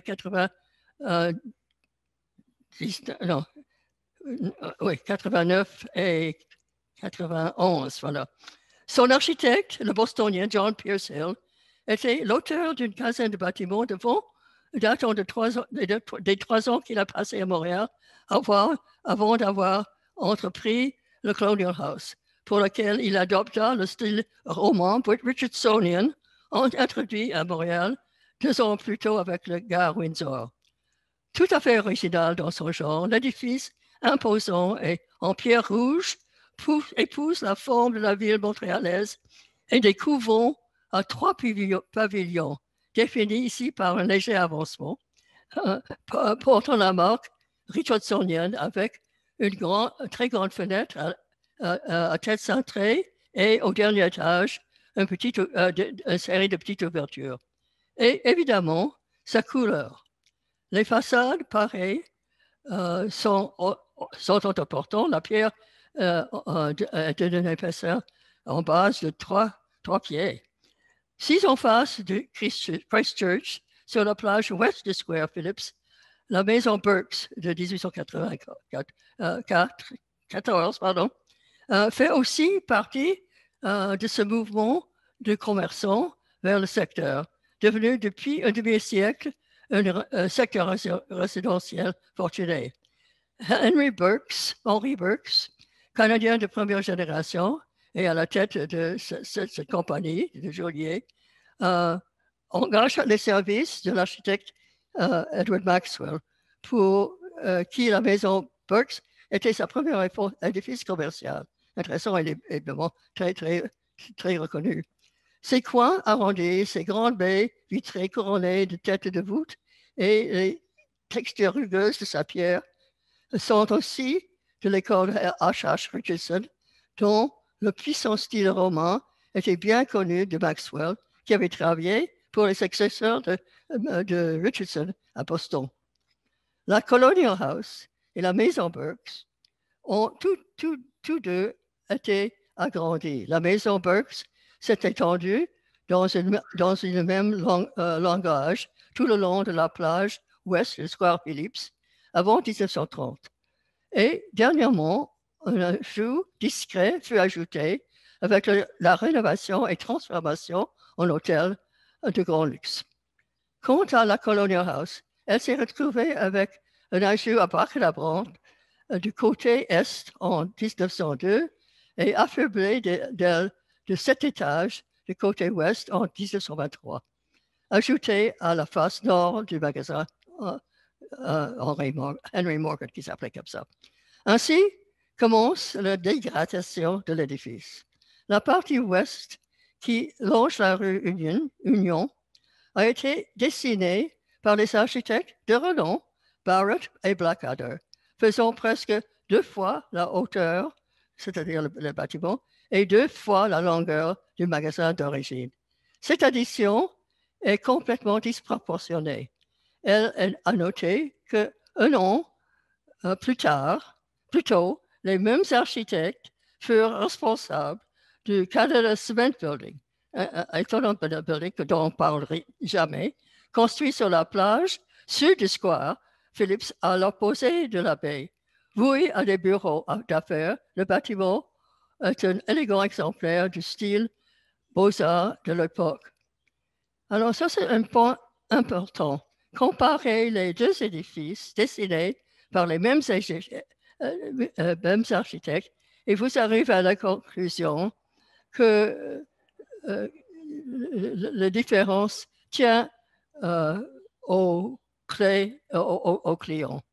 C'est-à-dire qu'un client peut demander quelque chose de formidable et l'architecte va, mais s'il est fatigant, on ne fait pas grand-chose. Fort malheureusement, la baie n'en a pas été favorisée depuis son client d'origine. Ne parlons pas de l'aile de 1964 qui fait la plus grande insulte à l'ensemble. L'addition proposée maintenant, bien qu'elle démolit cette tête d'îlot, serait un outrage supplémentaire, aggravant le déséquilibre de ces échelles disparates que leur volume ne fait qu'empirer. Les architectes, qui font généralement un très bon travail, ont soigneusement rationalisé ces formes, cette maison, voulant établir une relation d'ensemble avec la Colonial House d'origine. Le résultat n'en demeure pas moins inacceptable. Il y a aussi des boucles de Babel pour engager les gens. L'expression du basilaire n'est pas convaincante. Que le projet est tout à fait hors de son impact. Les bureaux perdent la clientèle depuis un bon moment Et avec la pandémie, cette situation s'aggrave avec les changements de façon de travailler. Et la lumière naturelle est rare dans la grande étendue de l'espace de bâtiments, de bureaux, avec l'accès sur de Maisonneuve. N'a pas d'identité propre ni cachée et je crois qu'il ne tiendra pas. Il va faire faillite. Alors, on nous laisse avec quelque chose de je ne sais pas quoi, de papier, d'ici quelques années. Pareillement, pour le shopping, pour lequel la pandémie a changé les habitudes, et ça aussi, à tout jamais, sauf pour les petites boutiques peut-être huppées et très spécialisées. Peut-être même pas là. À mon avis, il sera un éléphant blanc qui va diminuer gravement le caractère et le potentiel montréalais. Je trouve qu'il serait important que les Montréalaises commencent à connaître mieux leur ville et la planification de notre époque qui nous a donné une ville exquise dans tant d'endroits et qui nous devons demander et que nous devons en demander beaucoup plus. Le volume sur la rue Union est épeurant en relation avec les éléments existants ainsi qu'avec le square Phillips et la magnifique Christchurch qui a besoin de respirer. Il y a d'autres questions, le manque d'intelligibilité de la programmation. C'est quoi cette nouvelle addition? C'est quoi un bureau là-dedans? Les énormes secteurs intérieurs sans éclairage naturel quand la conservation de l'énergie s'impose. Si on procède, peut-être qu'on procédera avec les derniers, en enlevant les derniers étages. Ça se peut, je ne sais pas. Mais le revêtement banal devrait être repensé et la couleur vraiment à revoir. Ça n'a rien à voir avec le bâtiment qui existe. Une grande partie du problème tient au zonage, qui permet des édifices déjà beaucoup trop hauts pour le quadrilatère, comme bien démontre, qui est bien démontré par les édifices sur la rue René-Lévesque, avec un manque de vision en planification. Et les racines de la restriction, avec un manque de vision en planification et les racines de la structuration, un manque de suivre les racines de la structuration de la ville, on ne prend pas en compte ni comprend l'histoire extraordinaire du plan Phillips qui structurera les terres de Frobisher et la nécessité de sculpter en relief le paysage urbain pour établir une forme urbaine cohérente. Merci. Merci, Madame Lambert. Si je suis votre pensée, vous considérez que les multiples ajouts qu'il y a eu dès le début du 20e siècle au Colonial House d'origine étaient de mauvais choix, particulièrement celui de 64. Par ailleurs, vous avez parlé de Burke's et de l'agrandissement. Vous avez parlé du magasin Burke's, de l'agrandissement du magasin de Burke's en haut. Est-ce que vous considérez que cet agrandissement-là a été bien fait et y aurait-il façon d'agrandir le bâtiment Labbé qui serait une réussite selon vous, qui serait plus appropriée? Vous savez, il y a tellement de bâtiments dans le monde et puis à Montréal et puis pas ailleurs, dernièrement ailleurs. Ils sont tellement bien faits au point de vue d'architecture. Ça, mais là, c'est une théorie qui fait ces petits, je sais pas, ces grands stairs, ces grands, qu'est-ce que c'est? Ces grands marches, OK? Et puis on fait des bébelles comme des petits charmants petite terrasse avec beaucoup d'enfants sur le genre de fleurs qu'on va y mettre. Vous savez, dans l'ordre des choses, c'est un peu curieux. Et, mais qu'est-ce que ça donne? Ça donne? On va changer, on va aller là-haut et puis on va oublier tout le reste. C'est comme aller au Mars, à la planète Mars, parce qu'on a gâché notre planète. Ma collègue Suzanne Méthode a certainement une question à vous poser. Oui, je vous remercie beaucoup, Madame Lambert, du temps que vous avez pris pour élaborer votre mémoire et nous le partager aujourd'hui.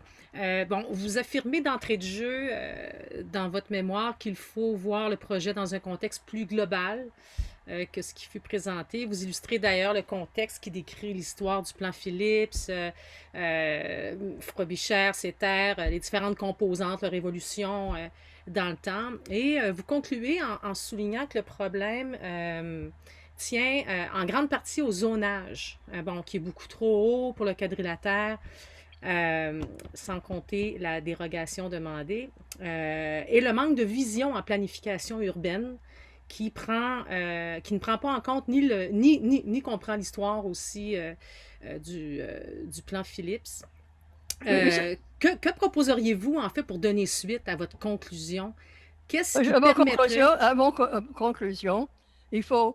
Vous savez, quand il y avait des horribles gâcheries dans les années 1970-80, ici, on démolissait à droite et à gauche, il fallait l'arrêter. Alors, il faut arrêter cette folie dans le centre-ville. Il faut arrêter ces banales maisons en verre. Vous savez, là, tout ce qu'on fait ici, c'est banal comme tout. C'est vraiment épouvantable. Et la forme, bien que ils ont fait un effort. C'est intéressant, cet effort. Je ne suis pas contre ça, mais je suis contre le résultat. Et parce que ce n'est pas l'endroit pour le faire. Vous savez, si vous pensez à des maisons qui sont dans les étagères comme ça, pensez au merveilleux musée à New York, j'oublie son nom, mais en tout cas, vous savez, c'est très grand, et puis ça c'est superbe. C'est pas de l'architecture, c'est de je ne sais pas quoi, c'est de la commerce. C'est de la commerce. Il n'y a pas, sauf cette volonté de trouver une idée qui est erronée, à mon avis. Il n'y a rien qui donne à Montréal à cette place. Vous savez, on veut qu'on soit sur les toits pour... Et puis, évidemment, le parc Square Phillips, on a annoncé dans la ville il y a longtemps qu'on allait le réaménager. Et c'est très important. On a fait ça pour le Square, le Square Dominion, qu'est-ce que ça s'appelle maintenant? Qu'est-ce que c'est? Dorchester, le Square Dorchester. On change de nom, alors j'oublie. Peut-être je vais reposer ma question autrement. Un manque de planification, de vision en planification urbaine. Vous parlez d'un volume apeurant en relation avec les éléments existants. Oui. Qu'est-ce qui serait un gabarit acceptable dans votre perspective ou la façon de l'évaluer? On peut difficilement reculer dans l'histoire, mais on veut faire avec qu'est-ce qu'on a et vers où on veut s'en aller. Quel serait le type de planification qui permettrait d'avoir cette vision-là? Alors, ce n'est pas la planification qui dit, sur ce secteur-là, sur la rue de Maisonneuve, va avoir une relation de terre en hauteur de X, de Y, Y. C'est pas comme ça qu'il faut faire. Regardez l'endroit. Regardez ce fantastique terrain de Frobisher. Regardez comment c'était fait. Regardez cet endroit comme un bourg, comme un creux. On peut avoir des choses autour, plus loin. Et maintenant, c'est au moins bas. C'est pas très extraordinaire, l'extension de Blackadder. Mais quand même, c'est là on peut améliorer les choses. On peut améliorer les choses. Regardez ce qu'on a fait à Berks. On a fait un petit parti en verre en haut. Ça a l'air très élégant. Mais il faut pas être clever. Miss disait, I don't want to be clever, I want to be good. I don't want to be interesting, I want to be good. N'est-ce pas? Alors, et puis ça, Montréal, je me désespère quand même. Montréal a tellement des racines, le DNA dont je parle, fantastique, incroyable, depuis le 18e siècle. Et puis, c'est toujours là, les noms des endroits. Et puis, il y avait quand même une façon de faire des planifications qui pensait à ce qui était autour, à un endroit, un petit quadrilatère ou un quartier. Mais on ne peut pas faire la planification, disons, one size fits all, n'est-ce pas? Merci beaucoup. Donc, la planification ne se fait pas au one size fits all. Vous m'enlevez, c'est exactement les mots que j'avais écrits sur le côté de la page en vous écoutant. Donc, ça montre que je vous ai compris. Jean, est-ce que tu as une question pour Mme Lambert? Oui, Mme Lambert, moi, j'aurais envie de vous demander, trouvez-vous que Montréal est en train de ressembler à Toronto ou trouvez-vous que le développement de Toronto est moins bien intégré ou moins intéressant que ce qu'est Montréal? Écoutez, Montréal est tellement magnifique. L'histoire de Montréal, qui a commencé dans le 17e et qui au 18e était... On avait planifié toute l'île, n'est-ce pas? On avait planifié toute l'île en 1750. À Toronto, c'est beaucoup plus tard. Et puis, évidemment, il n'y a que des gratte-ciel de plus en plus. Alors, qu'est-ce qu'il y a qui reste? Il y a des petits quartiers par-ci, par-là, où on fait des choses intéressantes au point de vue de densification, les laneway houses, des choses comme ça. Mais les gratte-ciel, évidemment, il y a le formidable projet de Miss Van der Rohe, là-bas, qui est vraiment, voilà encore. Ça, c'est toute une idée, une place, un endroit. On peut être là. Mais tout le reste, on continue avec des maisons comme à Vancouver maintenant.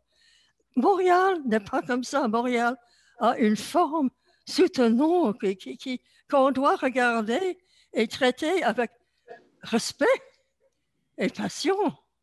Et c'est ça qui est, avec de plus en plus des bâtiments sur la rue de Maisonneuve, on continue à faire ça. Vous savez, le seul gratte-ciel que je connais qui est vraiment bien, c'est à Montréal, qui était, je crois que c'est le seul.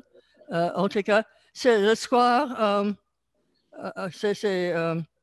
le square Riopelle, tout autour. Qu'est-ce que c'est, la caisse de dépôt et de placement. En chanson, on a plusieurs reprises aussi, alors j'oublie toujours les noms. Mais vous savez, c'est pensé et c'est fantastique. C'était fait avec respect, avec l'endroit. C'était fait en faisant une place. Vraiment, la place était partie de la chose. Et il y avait les bâtiments autour. Il n'y avait pas intégré et pas démoli. Alors là, c'est un exemple. Là, c'est un exemple. Parce que évidemment, c'est Montréal, comme toutes les métropoles, comme toutes les villes de ces années-ci, tâche de conjuguer le développement, la densification et la préservation du patrimoine. Il y a un équilibre difficile qui demande beaucoup de subtilité, de talent. Vous savez, regardez Paris, regardez Rome, regardez les autres villes. Quand ils veulent faire un secteur avec des gratte-ciel, ils les mettent ailleurs. Et puis, c'est tout un nouveau secteur. Montréal, on continue depuis des centaines d'années, peut-être, de refaire et refaire dans le même endroit. C'est un peu ridicule, non? Pourquoi? Et puis, une autre chose avec Montréal, nous avons des quartiers fantastiques. Par exemple, de Maisonneuve. C'est une vie, cette ville. C'est une nouvelle ville. Il y a évidemment Henri, Saint-Henri, il y a des endroits formidables, il y a un caractère, il y a des tas de choses à Montréal qui sont à soulever. Et puis, je crois que, évidemment, si on donne une planification ou un zonage d'un tel qui touche tout, alors voilà, on va avoir que ces gratte-ciel ou ces bâtiments comme ça ennuyeux. Mais si on disait, voilà, on va faire ça, on va regarder ça, c'est la ville qui doit planifier ça. Je sais que c'est pas comme ça qu'on travaille. À Chicago, j'étais là quand il y avait dernièrement, non, il y a quelques années, et tout le terrain autour de IIT, Illinois Institute, c'était un endroit où il y avait des hôpitaux. Et c'était fait très, très bien dans les années 60, 70. Non, avant ça, parce que j'étais là, faisais mes études à IIT en 60.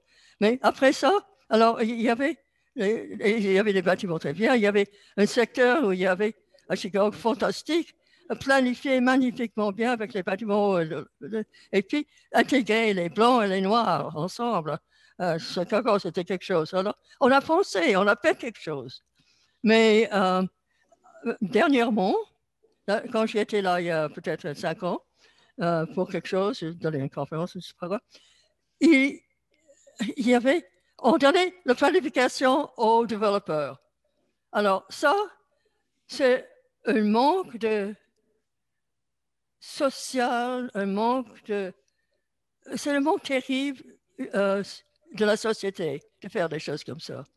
Les développeurs, ils ont le droit de faire quelque chose, ils ont le droit de faire de l'argent, pas énorme, ils ont le droit de travailler, mais ils doivent avoir les normes. Pourquoi est-ce qu'eux, ils doivent, comment est-ce qu'ils savent ce qu'on doit mettre quelque part? Alors, je ne les blâme pas, au fond. C'est la ville qui doit établir des règles pour avoir une ville.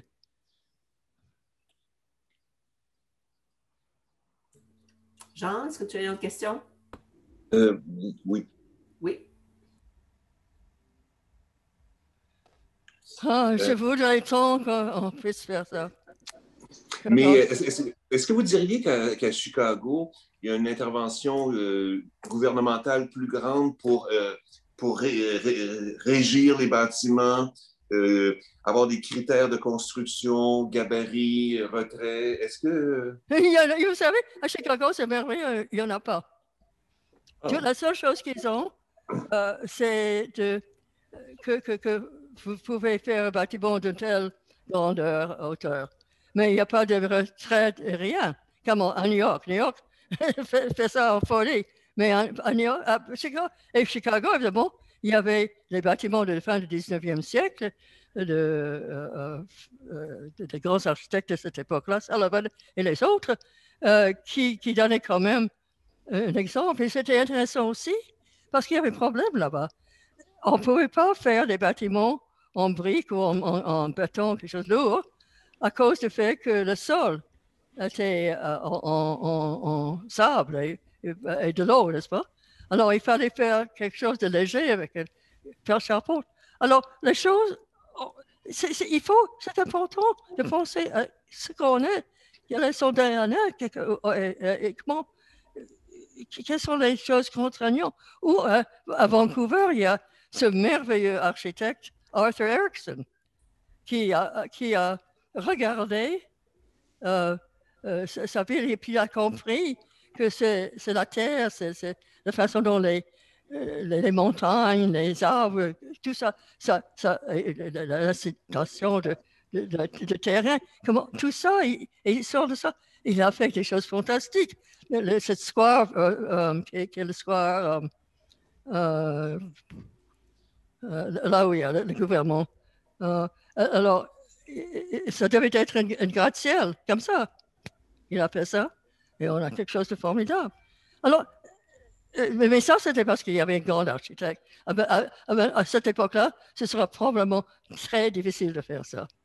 Parce que, vous savez, Albert Pérez-Gomez, qui est depuis longtemps à McGill, l'université, a écrit une lettre sur les crises sociétales. En tout cas, l'idée était que plus on va, plus il y a des règlements, et plus on ne peut pas faire une architecture et une ville comme il faut. Si vous me permettez de dire, moi j'ai de la misère à penser que à Montréal, qu'on pourrait construire une Sagrada Familia comme il y a à Barcelone. En fait, je suis sûr que ça serait refusé dans tous les CCU des arrondissements. C'est quoi?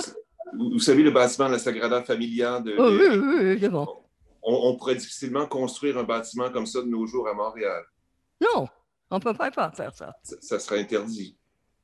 Oui, mais quand même, on a construit quand même Marie-Reine du Monde, même que c'était influencé, une copie devant à, je ne sais pas, 7/8 de taille ou quelque chose comme ça, de Saint-Pierre à Rome.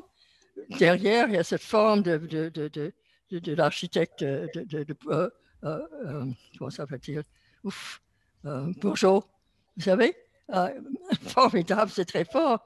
Alors, c'est un mariage, il y a des mariages comme ça. Et je parlais aussi dans tous les bâtiments dont je parlais, c'était un mariage un peu, parce que c'est un nouveau monde, et puis on prend d'autres. Mais c'est toujours été une façon de mettre les choses ensemble très intéressant, comme la façade, les deux façades de l'abbaye, de ce qu'était le Henry Morgan's, que j'aimais beaucoup quand j'étais enfant. Alors, mais là, c'était, quand vous analysez ça, il y a un pensée derrière qui est vraiment celle des 3 pavillons, n'est-ce pas, liés par des couloirs, mais c'est en barrière très bas. Mais il y a quand même un respect, une espèce de fantaisie, mais une espèce de développement qui vient de quelque chose. Il n'y a rien, vous savez, rien vient de rien.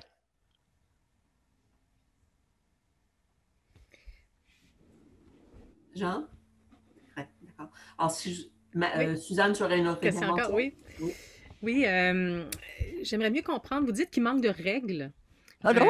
Vous avez mentionné qu'à Montréal, il manque de règles, dans le fond, pour intégrer, pour pouvoir diriger le développement, la planification, revoir les hauteurs, revoir l'intégration patrimoniale, architecturale et tout ce contexte historique.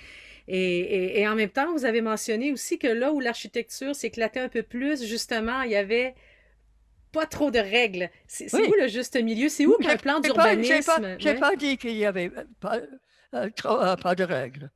Je n'ai pas dit ça du tout. Il y a trop de règles.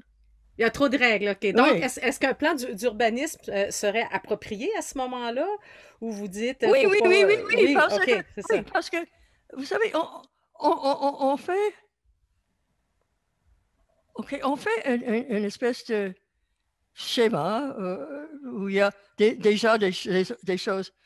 On n'a pas on a une ville, on n'a pas rien, n'est-ce pas? C'est pas la terre sans rien. Et même là, il faut faire quelque chose. Mais on dit, voilà, il y a ces endroits, ces quartiers de Montréal, ces endroits comme autour de la place Philippe, le square, un square qui a bien survécu au fond, c'est le square qui était Dominion, qui est maintenant... Dorchester. Dorchester, merci. Et puis, alors là, c'est venu au temps où il n'y avait pas de règles, tout ça. OK? C'était la raison qu'il y a ce parc square-là, parce qu'il y avait des grandes maladies où on mourait vite avec je ne sais pas ce que c'est, les bateaux. Les gens en Irlande ont apporté ça. Et puis, on s'est levé, c'était une gravestone, un cimetière. Alors, la raison pour laquelle il y a un parc là, c'est parce qu'on commençait à criser. Et puis, on a dit, on va devenir malade, OK? Alors, ils ont laissé ça comme un parc. Et le parc Mont-Royal, OK? On voulait le diviser avec des rues qui, encore, oublié la forme de la montagne, l'importance de la montagne, vous savez. Alors, on voulait juste faire ça. Et puis, heureusement, il y avait certaines personnes qui assez intelligentes à cette époque-là. Et ça ne dépendait pas des règlements.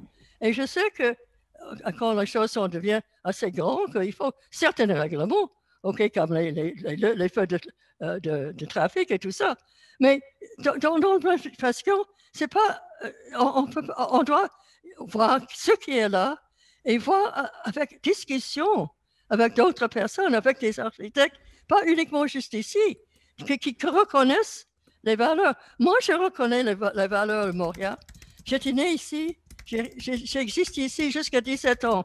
Après ça, j'ai quitté pendant 30 ans. Et quand je suis revenu, j'ai vu les valeurs de la ville, n'est-ce pas? Alors, c'est comme, vous êtes dans une maison, vous ne voyez plus la saleté. Vous savez, il faut avoir des pensées qui comprennent au fond de la chose. Et pas juste parce que on a besoin d'habitation. L'habitation, c'est très très mauvais à Montréal. On n'a pas d'habitation comme il faut pour les gens qu'il faut, pour les gens qui ne sont pas riches, n'est-ce pas? Alors, c'est de penser ça comme un tout et puis de voir et puis peut-être les secteurs, ça change un peu, mais on n'a pas besoin de beaucoup de règlements. On n'a pas besoin de setback et tout ça. On doit dire qu'il faut donner de l'air à la chose. Il y a des façons de faire. Il y a à Chicago, mon grand professeur de planification, là-bas, Ludwig Hubesheimer, il avait 3 règlements de planification. Que dans une maison, dans un bâtiment, il fallait avoir le plus de lumière dans les pièces principales, les journées les plus courtes de l'année, que les enfants devaient pouvoir aller à l'école sans traverser une rue et que les gens pouvaient marcher à leur bureau à l'intérieur de 15 minutes. Si vous prenez ces règles, c'est fou ce que ça, vous pouvez faire toutes sortes de choses, vous savez. Il y a des petits bâtiments très loin. C'est fascinant. Alors, on n'a pas besoin de tous ces bureaucrates. C'est bon, de plus en plus bureaucratique. On n'a pas besoin de ça. Madame Lambert, Madame. Ça a été super intéressant de discuter avec vous, de vous entendre réfléchir sur tous les concepts. On retiendra que règlement n'égale pas, les règlements ne remplacent pas la planification et qu'à Montréal, il y a des grands retours de courant aussi et qu'il faut s'en réjouir. Vous parliez du 15 minutes pour aller travailler. Il me semble que c'est des concepts qu'on réentend actuellement refaire surface. Pour moi, il faut pouvoir sentir les fleurs, entendre les oiseaux. Ça aidera beaucoup. Et la nature qui est au cœur de une base de planification, n'est-ce pas? C'est beau. Je vous remercie encore une fois au nom de la commission. Merci beaucoup, madame. Merci. Merci, madame Lambert. Merci à vous. Merci. Merci beaucoup. Alors, ceci met fin à notre seconde et dernière séance d'audition des opinions. Et je vous rappelle que la Ville et les promoteurs peuvent utiliser leur droit de rectification. Et à ce moment-ci, j'aimerais leur demander si les promoteurs ou la Ville veulent apporter des rectifications à certains commentaires exprimés dans les opinions. Bonjour. Oui, j'ai une petite rectification, en fait, mais pas en lien avec les présentations d'aujourd'hui. J'ai dormi là-dessus et j'ai réfléchi à certaines choses qui ont été dites hier. Donc, M. Castanera, dans sa présentation, en fait, je ne réfère pas à des éléments qui concernent nécessairement le projet. Je réfère surtout à son analyse de la réglementation d'urbanisme de l'arrondissement. Et Mme Lambert en a parlé abondamment. Je ne vais pas me lancer dans les détails, mais il a référé au Form-Based Code, disant que le Form-Based Code était une approche en croissance à laquelle il fallait adhérer. Le Form-Based Code, il faut savoir que ce n'est pas une étiquette définie. On est Form-Based Code à tel endroit et on ne l'est pas et automatiquement on passe, on a la note de passage ou quelque chose comme ça. Par exemple, le Form-Based Code de la ville de Washington, qui est souvent mis en exemple, est beaucoup moins avancé. En fait, on pourrait définir le Form-Based Code comme la forme qui a préséance sur l'usage. Et dans la question de forme qui a préséance sur l'usage, le centre-ville et l'arrondissement Ville-Marie en tant que tel, mais le centre-ville plus particulièrement, on est vraiment dans une situation réglementaire de ce type-là. La plupart des usages sont permis, par exemple, le bureau et le résidentiel. Il y a aussi eu on voulait mettre en valeur certains éléments, par exemple, le rythmique du commerce, vous savez, des façades qui sont une approche plus verticale, etc. Sur la rue Sainte-Catherine, là, il a nommé l'exemple du Bourbon. La réglementation d'urbanisme a une disposition qui dit que par critère, il est encouragé de reprendre le rythme du parcellaire, c'est-à-dire le lotissement d'origine. Donc, pour revenir à ce que Mme Lambert disait, ce n'est pas une norme, ce n'est pas une chose qui doit être absolument respectée, mais notre comité consultatif d'urbanisme doit toujours évaluer qu'on va dans le sens d'un objectif de reprendre le parcellaire sur la rue Sainte-Catherine. Donc, c'est un simple résumé, là, juste pour dire qu'il y a quand même une approche assez souple dans le centre-ville au niveau de la forme et qui rappelle le Form-Based Code. Merci, M. Légaré, pour ces précisions. M. Fahy ou Mme Schenner? Oui. Peut-être deux choses. Je suis un peu comme M. Légaré, la nuit porte conseil. Hier, M. Loper, le premier citoyen qui a participé, il parlait du rétrécissement là, du corridor de Maisonneuve avec le porte-à-faux. Simplement pour dire que sur l'espace piéton, il n'y a aucun rétrécissement, dans le sens qu'il y a un porte-à-faux. Il n'y a aucun rétrécissement sur le corridor piéton. Et ce que M. Castanera parlait également à votre question sur les aménagements en bordure de Maisonneuve, il disait s'il y avait un espace, une sculpture de l'art public à l'extérieur, ça serait quelque chose d'intéressant. Si vous regardez sur les perspectives, il y a effectivement une sculpture à cet endroit-là, au coin de Elmer et boulevard de Maisonneuve.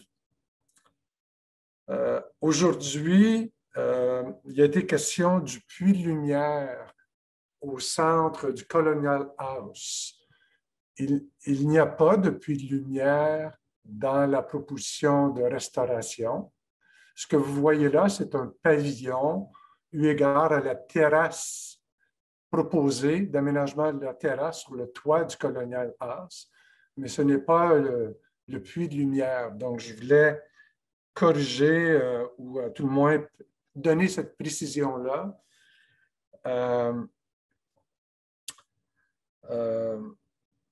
Et finalement, il y a eu beaucoup de discussions, là, beaucoup de commentaires sur on devrait être capable de voir la montagne de partout. Oui, c'est vrai, on en convient, mais il y a des règles qui sont prévues dans les corridors de vue, eu égard entre la vue vers la montagne et la vue vers le fleuve. Donc, je voulais simplement dire qu'il y a des règles par rapport à cette préoccupation-là, prévues dans la réglementation. Voilà, c'est un peu mes seuls commentaires, précisions, rectifications que je voulais apporter. Annick, peut-être de ton côté? Madame Schnell?